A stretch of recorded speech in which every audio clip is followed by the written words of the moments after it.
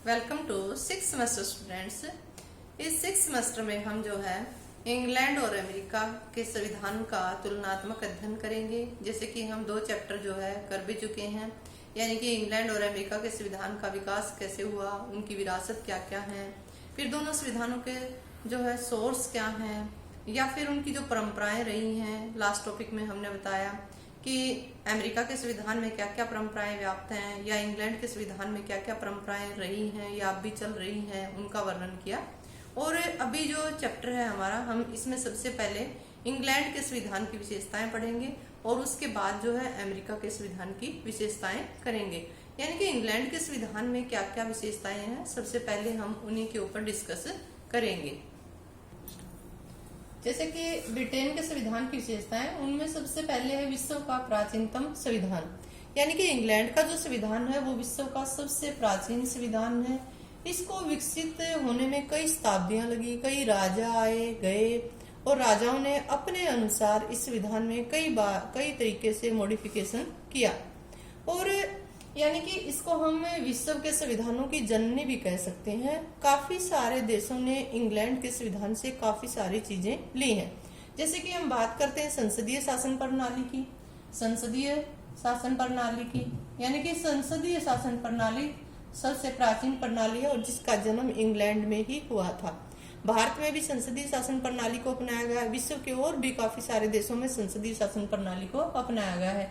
जैसे कि कानून का शासन है, कानून का शासन भी काफी सारे देशों ने जो है इंग्लैंड से लिया है। वयस्क मताधिकार है, न्यायपालिका की स्वतंत्रता है। यानी कि जो इंग्लैंड का संविधान है, इसने पूरे विश्व का भ्रमण किया है। पूरे विश्व के देशों ने इनकी विशेषताओं को अपनाया है। इवन अमेरिका जैसे जो आज सुपर पावर कंट्री है, उस देश ने भी काफी सारी चीजें जो है इंग्लैंड के संविधान से ली हैं। अब जो है इंग्लैंड का संविधान जो है अलिखित संविधान है। लिखा हुआ रूप आपको नहीं मिलेगा। बाजार में जाओगे, आप कहोगे हमें इंग्लैंड के संविधान की कॉपी दे दो, तो आपको इंग्लैंड के संविधान की कॉपी नहीं मिलेगी। भारत के संविधान की कॉपी आपको मिल जाएगी, कहीं पर भी किसी भी दुकान से आप खरीद सकते हैं। लेकिन इंग्लैंड का संविधान का कुछ भाग लिखा हुआ है, कुछ भाग अलिखित है। अगर पेपर में आपसे पूछा जाता है कि इंग्लैंड के संविधान का रूप जो है लिखित है या अलिखित, तो आपको अलिखित लिखना है। हालांकि हम ये भी कह सकते हैं कि विश्व में किसी भी देश का संविधान ना तो पूर्ण रूप से लिखित होता है, ना ही अलिखित होता है। यानी कि बहुत सारा पार्ट लिखने के बाद भी बहुत सारी चीजें अलिखित रह जाती हैं। जैसे कि भारत का संविधान जो है विश्व का सबसे लंबा चौड़ा संविधान है, लेकिन उसके बाद भी काफी सारी चीजें जो है अलिखित रह गई हैं या उनका स्थान परंपराओं ने ले लिया है। फिर जो है इंग्लैंड का संविधान जो है एक विकसित संविधान है। यानी कि इसका निर्माण जो है किसी संसद के द्वारा या संविधान सभा के द्वारा या राजा के द्वारा मिल बैठकर नहीं बनाया गया, बल्कि इसका धीरे धीरे टाइम के अकॉर्डिंग विकास होता गया। जैसे जैसे राजा चेंज होते गए वैसे वैसे जो है संविधान के विकास होता गया, इसमें परिवर्तन आते गए। यानी कि जिन चीजों की संविधान को जरूरत थी वो चीजें इन्होंने अपने साथ ले ली, जिनको छोड़ने की जरूरत थी वो इन्होंने छोड़ दी। यानी कि इसका एग्जाम्पल हम एक बहती हुई नदी से भी ले सकते हैं। जैसे कि एक बहती हुई नदी होती है, उसको जिन चीजों की जरूरत होती है अपने साथ बहा कर ले जाती है और जिन चीजों की जरूरत नहीं होती उन चीजों को पीछे छोड़ जाती है। अब जो इंग्लैंड का संविधान है वो लचीला संविधान है। यानी कि वहां की संसद जब चाहे संविधान में संशोधन कर सकती है। यानी कि जब चाहे साधारण बहुमत से ही संशोधन किया जा सकता है। विश्व का सबसे लचीला संविधान जो है इंग्लैंड का ही संविधान है। दूसरी बात जो है वहां पर पैतृक था सीमित राजतंत्र है। यानी कि जो राजा की गद्दी है वो पैतृक आधार पर है। यानी कि आज जो राजा है या रानी है, यानी रानी जो महारानी एलिजाबेथ है, फिर उनके जो बड़े पुत्र हैं उनको वो राजगद्दी सौंप दी जाएगी। दूसरी बात जो है सीमित राजतंत्र है। हालांकि इंग्लैंड के लोग जो हैं बड़े परंपरावादी हैं, रूढ़िवादी हैं, और परंपरावादी और रूढ़िवादिता के कारण ही उन्होंने अपने देश में आज भी राजतंत्र कायम रखा हुआ है। हालांकि वो राजतंत्र को चाहते तो कब के खत्म कर चुके होते, लेकिन उन्होंने ऐसा नहीं किया क्योंकि वो अपनी परंपराओं से बहुत प्रेम करते हैं। इस वजह से जो राजतंत्र है वो सीमित राजतंत्र है। यानी कि संवैधानिक रूप से राजा को सारी पावर्स दे दी गई हैं, लेकिन वो उन पावर्स का इस्तेमाल नहीं कर सकते क्योंकि संविधान के द्वारा उनके हाथ बांध दिए गए हैं। उनको सलाह मशविरा देने के लिए एक मंत्रिमंडल की स्थापना की गई है। मंत्रिमंडल के द्वारा ही सारे डिसीजन लिए जाते हैं। अब जो है इंग्लैंड में एकात्मक शासन प्रणाली है, जैसे कि भारत और अमेरिका में हम देखेंगे दोहरी शासन प्रणाली आप लोगों को देखने को मिलेगी। यानी कि एक तरफ सेंट्रल गवर्नमेंट है, दूसरी तरफ राज्य है। पावर्स जो है सेंटर और राज्यों में बटी हुई हैं। जैसे कि भारत का एग्जाम्पल ले हम, हमारे यहाँ संघ सूची, राज्य सूची, संवर्ती सूची और अवशिष्ट शक्तियां हैं। इनके माध्यम से पावर्स जो है बटी हुई हैं। जहां पर भी संघात्मक ढांचा होगा वहां पर पावर्स जो है बटी हुई आपको जरूर मिलेंगी। लेकिन अमेरिका में क्या है, एकात्मक शासन प्रणाली है। सेंट्रल गवर्नमेंट ही पूरे देश के लिए कानून का निर्माण करती है। हालांकि लोकल बॉडीज की वहां पर स्थापना की गई है। लोकल बॉडीज के माध्यम से देश में शासन किया जाता है। फिर है संसदीय शासन प्रणाली, यानी कि देखो इंग्लैंड की जो संसदीय शासन प्रणाली है सबसे प्राचीन प्रणाली है। 1295 में वहां पर आदर्श संसद बुलाई गई थी, जिसके माध्यम से संसद का जन्म हुआ था। यानी कि संसदीय शासन प्रणाली का जन्म ही इंग्लैंड में हुआ, और फिर उसके बाद काफी सारे देशों ने इसको अपनाया। संसदीय शासन प्रणाली होने के कारण वहां पर जो प्रधानमंत्री है या मंत्रिमंडल है उनका किसी न किसी सदन का सदस्य होना जरूरी है, और अगर वो किसी सदन के सदस्य नहीं है तो उनको सदन की सदस्यता लेना बहुत जरूरी होता है। अब जो है इंग्लैंड की जो संसद है, संसद की सर्वोच्चता, यानी कि इंग्लैंड की संसद सर्वोच्च है। सर्वोच्च का मतलब वहां की जो संसद है वो प्रभुसत्ता संपन्न संसद है, प्रभुसत्ता संपन्न संसद है, यानी कि बहुत पावरफुल संसद है। इसके द्वारा बनाए गए कानूनों को किसी भी संस्था के द्वारा नहीं बदला जा सकता। सिर्फ संसद ही अपने कानूनों को बदल सकती है, किसी प्रकार का संशोधन कर सकती है, नए कानूनों का निर्माण कर सकती है, पुराने कानूनों को खत्म कर सकती है। सारी पावर जो है संसद के पास ही है। अब इंग्लैंड में क्या है, द्विसदनीय विधानमंडल है, यानी कि जो संसद है उसके दो सदन है, संसद के दो सदन है। एक जो है हाउस ऑफ कॉमन है और दूसरा जो है हाउस ऑफ लॉर्ड है। यानी कि हाउस ऑफ कॉमन जो है निम्न सदन है, हाउस ऑफ लॉर्ड जो है ऊपरी सदन है।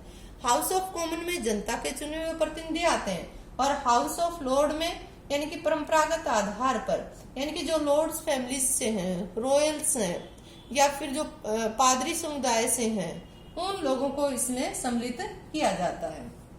अब इंग्लैंड में क्या, कानून का शासन है, कानून सर्वोपरि है, एक ही कानून है, कानून सबके ऊपर लागू होता है, कानून के समक्ष सभी समान हैं, कोई बड़ा नहीं है, कोई छोटा नहीं है, कोई अमीर नहीं है, कोई गरीब नहीं है, सबके ऊपर कानून जो है समान रूप से लागू होता है। और ऐसा नहीं है कि यहाँ पर कानूनों में भी किसी प्रकार का भेद नहीं है। जैसे फ्रांस जैसे देशों में हम देखते हैं वहां पर प्रशासकीय कानून अलग है, और प्रशासनिक अधिकारी ने अगर कानून का उल्लंघन किया तो प्रशासनिक कानून ही उसके ऊपर लागू होता है, प्रशासनिक न्यायालयों में ही उनकी सुनवाई होती है। लेकिन इंग्लैंड में ऐसा नहीं है, कानून के समक्ष जो है सभी इक्वल हैं। जैसे भारत में भी कानून का शासन है, ऐसे ही वहां पर भी है। अब इंग्लैंड के संविधान में काफी सारी परंपराएं जन्म ले चुकी है। हालांकि इस पॉइंट्स के बारे में हम पिछले चैप्टर में पढ़ चुके हैं, लेकिन फिर भी मैं थोड़ा सा आप लोगों को बता देती हूँ। यानी कि आज भी इंग्लैंड के संविधान में काफी सारी परंपराएं हैं। अगर परंपराओं को खत्म कर दिया जाए तो शायद वहां पर क्रांति पैदा हो जाए, और क्रांति से पूरे देश में अव्यवस्था फैल सकती है, और वहां के लोग कभी भी नहीं चाहेंगे कि परंपराओं को खत्म किया जाए। जैसे कि संसदीय शासन प्रणाली है, वो भी एक परंपरा के तहत है। संसद के दो सदन है, वो भी एक परंपरा के तहत है। और दूसरी बात, जो राजा का पद है वो भी परंपरा के तहत बना हुआ है। या फिर काफी सारी चीजें हैं जो वहां पर परंपराओं के रूप में व्याप्त है। फिर ये कहते हैं कि इंग्लैंड के संविधान में सिद्धांत और व्यवहार में काफी अंतर है। यानी कि सैद्धांतिक रूप से हम देखते हैं तो चीजें कुछ और दिखाई देती हैं, व्यवहारिक रूप में हम देखते हैं तो चीजें कुछ और दिखाई देती हैं। जैसे हम सिद्धांत में देखते हैं तो जो संवैधानिक पावर्स हैं वो सारी राजा के पास है। हालांकि संवैधानिक मुखिया जो है राजा है, राज्य का मुखिया जो है राजा है, लेकिन सरकार का मुखिया प्रधानमंत्री है, राजा नहीं है। यानी कि सिद्धांत रूप से तो सारी पावर्स जो है राजा को दे दी गई, पर उन पावर्स का वो इस्तेमाल नहीं कर सकते। उन पावर्स का इस्तेमाल जो है प्रधानमंत्री और मंत्रिमंडल के द्वारा किया जाता है। जब सैद्धांतिक रूप से हम देखते हैं तो वहां की रानी के पास वीटो पावर्स की पावर है। लेकिन अभी तक महारानी एन के बाद इंग्लैंड में किसी भी राजा या रानी ने इसका प्रयोग नहीं किया है। अब इंग्लैंड में क्या है, द्विदलीय प्रणाली है, यानी कि दो दल जो है मुख्य हैं। दो दल में एक तो है कंजर्वेटिव पार्टी, दूसरी है लेबर पार्टी। दो पार्टी मुख्य है। हालांकि इसके अलावा जो है इंग्लैंड में छोटी मोटी पार्टियां और भी हैं, लेकिन मुख्य जो है दो ही पार्टियां हैं। लेकिन इन्हीं दो पार्टियों में से कभी किसी पार्टी को आगे आने का मौका मिलता है, कभी किसी पार्टी को आगे आने का मौका मिलता है। लेकिन एक टाइम ऐसा था इंग्लैंड में लेबर पार्टी नहीं थी, इसकी जगह थी लिबरल पार्टी। लेकिन उसके बाद लेबर पार्टी ने जन्म लिया। एक बार तो कुछ समय के लिए ऐसा लगता था कि इंग्लैंड में तीन दल होंगे, मुख्य दल होंगे। लेकिन बाद में क्या हुआ, लेबर पार्टी जैसे जैसे ग्रो करती जा रही थी, लिबरल पार्टी डाउन में जाती जा रही थी। आज इंग्लैंड में दो ही मुख्य पार्टी हैं, कंजर्वेटिव पार्टी और लेबर पार्टी, दो ही मुख्य हैं। हालांकि इसके अलावा और भी छोटी छोटी पार्टियां हैं, जैसे कि लिबरल डेमोक्रेटिक पार्टी है, स्कॉटिश नेशनल पार्टी है, और भी छोटी मोटी पार्टियां हैं। दूसरी बात जो है, वहां पर संगठित विरोधी दल है, यानी कि विरोधी दल को कानूनी मान्यता मिली हुई है, कानूनी मान्यता दी गई है विरोधी दल को। तो विरोधी दल का जो नेता होता है उसको जो कैबिनेट मिनिस्टर को पावर दी जाती है, वो सारी पावर्स, वो सारी सुविधाएं, वो वेतन भत्ता, कार्यालय, वो सारी चीजें जो है इनको दी जाती हैं। और जब भी संसद में रानी जो है अपना भाषण देती है तो एक साइड में ब्रिटेन का प्रधानमंत्री खड़ा होता है और दूसरी साइड में जो विपक्षी दल का जो नेता होता है वो खड़ा होता है। और वहां पर विपक्षी दल के नेता को हर मैजेस्टी ऑफ अपोजिशन या हिज मैजेस्टी ऑफ ओपोजिशन कहा जाता है। अब जो है इंग्लैंड की जो न्यायपालिका है वो स्वतंत्र यानी कि न्यायपालिका के ऊपर किसी प्रकार का प्रतिबंध नहीं है। न्यायपालिका के ऊपर कार्यपालिका या विधान पालिका का नियंत्रण नहीं है। न्यायपालिका अपने क्षेत्र में बिल्कुल स्वतंत्र है। इंग्लैंड में ना न्याय बेचा जाता है ना ही खरीदा जाता है। न्यायाधीश स्वतंत्र रूप से कार्य करते हैं, सभी को इक्वल न्याय मिलता है। अगर इंग्लैंड की न्यायपालिका के सामने बच्चा भी जाकर न्याय की गुहार लगाता है तो उनको न्याय जरूर मिलता है, भारत की तरह नहीं है। और दूसरी बात, न्याय जो है वहां पर टाइम टू टाइम लोगों को मिलता है और न्यायाधीशों के ऊपर किसी प्रकार का कोई प्रतिबंध नहीं है, किसी के नियंत्रण में वो कार्य नहीं करते, स्वतंत्र रूप से अपना कार्य उनके द्वारा किया जाता है। अब इंग्लैंड के संविधान की एक और महत्वपूर्ण विशेषता है, जैसे कि वहाँ एक मिश्रित संविधान है, यानी कि जब हम उनके संविधान का अध्ययन करते हैं तो उसमें कई चीजों का सम्मिश्रण आप लोगों को दिखाई देगा। एक तो है वहां पर राजतंत्र है, दूसरा वहां पर कुलीन तंत्र भी है, तीसरा वहां पर लोकतंत्र भी है।